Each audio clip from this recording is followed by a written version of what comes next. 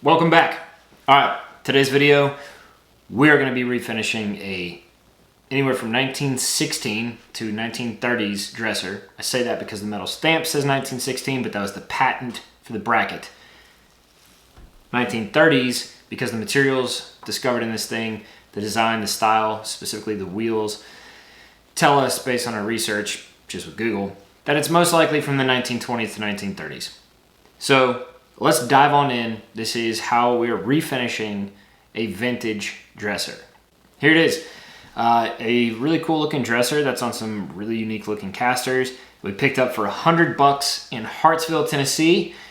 Actually love everything about it, except the color didn't match the inside of our house. So we decided to strip it down and take a look at what's underneath it. We're using Citrus Strip gel. I've had good success with it in the past. Absolutely don't love applying it, but if you are going to do this method, I recommend using a bristle brush that you would use for deck stain or any stain or a very thick oil-based paint, because this stuff is very gloopy and it's kind of like the slime from Ghostbusters 2, except it smells of chemicals and citrus. So it takes a time. You got to be patient. Kind of is what it is. Don't rush it. This is what I think it should look like. Fairly thick layer in application. I tried cheating the system by taking some 150 sandpaper and buffing it in. Complete waste of time. Just let the chemical do its thing. Just apply it with a brush. Sit back, relax. Unlike what I did here, which is scrape it after a mere 2 hours. Now it says you can use this 30 minutes to 24 hours, or it will stay wet from 30 minutes to 24 hours. I think best results is to put it on in the evening if you have a morning, or put it on in the morning if you have an evening to work, and give it a full 12 hours. That's what I would do. This is me being super antsy and excited, attempting to cheat the system and get more work done the evening I brought it home. Didn't really do much. So I reapplied some more, got as much of the clear coat off as possible. And this is the next morning. It looks like it came out of the Titanic. And it's disgusting. It actually looks like it's growing. It's mutated. It looks like it's radioactive. And that's exactly what you want to see, because it's going to come off and scrape so easily. If it looks like alligator skin and barnacles, it's going to come off really easily if you catch it before it dries. Here's some real-time scraping just to show you how much material is coming off of this thing and how easy and how quickly it is. I'll speed it up here later on, but it's just scraping off with a 6-inch drywall knife. No big deal. I have a metal can that I'm putting this stuff in. Swap down to a 2-inch blade to get the drawer faces. Be careful on this not to scrape the veneer. I found out that this is indeed made of veneer. Some telling signs. Some chip out on the corners. Seeing birch substrate underneath. And if you slide your knife and it scrapes and digs and you see a color that's different than the actual surface, you're most likely working with veneer. Switching back to my 6-inch blade. It's all in selecting the right tool. Not that it's rocket science. Time did most of the work here, I'll be honest. In my opinion, not worth wiping off. Scrape it. Just scrape everything. Sanding, waste of time. I'm on Dust Collection. I got a CT36. This is a Festool finish sander. It's the battery powered one. Also can run mainline electric. It's a great sander. Wasn't doing the trick. So I grabbed a straight razor and I just started scraping this primer off. And holding up the vacuum there, I don't love dust in my shop.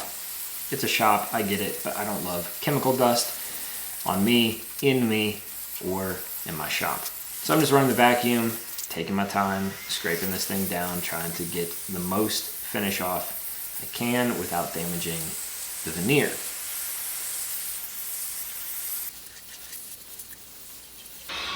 Now, I swap up to a 2.5-inch flooring scraper. If you guys go back to my scraping finish video, you can check out this Baco scraper. It's a great little product. Works really well at taking off finish and not a whole lot of veneer. Getting a little aggressive here. You can see those, chocolate colored shavings. This is where I screwed up. Overzealous. finishing, and I destroyed it. Blew through the veneer like a schmuck. It's a rookie move.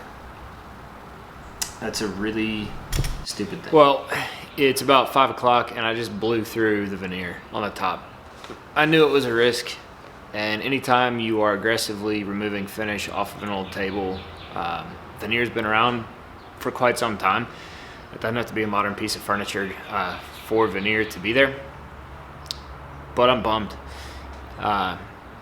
Not sure what I'm gonna do yet. I might pencil it in. Maybe I will inlay something there. Maybe I'll just let it be. So far it's frustrating, and I was as delicate as I could be with the scraper, given the fact that this really dark shoe polishy looking oil was in there and the stripper wasn't removing it at all. It worked really well on the top clear coat, the polyacrylic, whatever they had on there. Looked like a latex paint under that, and under that looked to me what I would consider a shellac sealer. Just kind of had that China feel to it, like kind of ding ding tinky. Really went through that, and then I got to this base layer of the original finish, and it's just a monster. So I'm pretty bummed right now. I'm going to take a break and come back to it so I don't do something I will regret. All right, so was it a success? Obviously, this project is not done, and this is a multi-part video series. Successful? Yeah, I would say so. Citrus Strip, great product. I like the gel. It's not too nauseous to work with. If you're super sensitive, wear a mask. Have good ventilation in the area. Open doors, fans running. Basic safety protocol. Gloves are a must. Black nitrile gloves that are thicker. Venom is a brand that I use from, I think either Lowe's or Home Depot carries it. Those little thin blue ones would blow out all the time, which tells you what it might be doing to your skin, so gloving up is important. Scraping is the effective method here that I found is very useful in removing not only old finish, but the stripper as well. Shop rags, steel wool, sandpaper, none of that stuff, it just pushes it around. Scraper removes material. I would say, based on my past of refinishing projects, this was a polyacrylic water-based finish on top of a latex paint, on top of a shellac primer, on top of the original finish. Now there's no telling what that original finish was without doing some kind of chemical tracing. I can have a hunch that it also might be shellac based with an oil-based stain underneath. But I think whoever flipped this piece of furniture who didn't want to restore it started with shellac primer, went up to latex paint, went with the polyacrylic water-based poly, which made it very easy to take those first 3 layers off. With shellac, I was just scraping. It was better than using the Citrus Strip. You got to take your time on this. There's a big difference between flipping furniture and restoring furniture. Restoring to flip is possible, but a lot of times when you're flipping, you're just kind of whiz-banging your way through and you're painting it. Or if you have hardwood, it's a lot easier because you can't blow through veneer. If you're restoring antique furniture and you're blowing through veneer, it's because you're moving too fast. Take your time. There's not a rush. Trust the process of the chemicals. Trust the process of the tools. Don't be shy to wait and just hang out. I rushed it. I used 80 grit sandpaper on a finish sander with dust extraction, and I blew right through the veneer, and I got to pay the consequences. So I either have to re-veneer this thing, do some marquetry work, cut it in, maybe an inlay. Maybe I'll get lazy and use colored pencils and markers. I don't really know. I don't have that plan yet. In the next video coming out shortly, in a couple days, I'll show the progress and the updates on removing the rest of the finish. But as far as stage 1, $100 dresser, Citrus Strip, getting this thing peeled off, I'm pretty impressed with the results of it. I can't wait for you guys to see video 2 because it looks visually like a lot more progress, and we actually get the first coat of stain. My goal is to get the first coat of stain on the drawer faces as I work through the body of the dresser. So again, guys, if you're going to restore and not just flip furniture, the only perspective or advice I can give is that take your time. Try not to use power tools. Try not to use heavy grit sandpapers above 180, or below 180, I should say. And just trust the process of the chemicals you're working with if you choose to work with them. Don't rush it. Don't speed through. Don't power through. Take your time. Scrape. If you have questions, ask. Ask below. I'll do my best to get to you in a timely manner with the best response that I can. If I don't know, I won't be ashamed to tell you. Also, I'm glad that you guys can see this mistake on how quickly you can blow through veneer. I was not sanding on that for very long.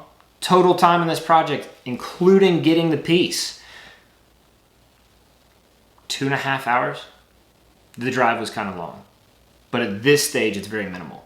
That time is going to be a rocket ship on the chart though, because when we get into all the nooks and crannies, you're gonna have to take your time scraping. All right, guys, if you enjoyed this video, do me a favor, click a thumbs up. If you really enjoyed this video, subscribe for more. We'll keep it coming to you. It'll help us out greatly. Hope you guys are having a wonderful time working on whatever it is you're doing.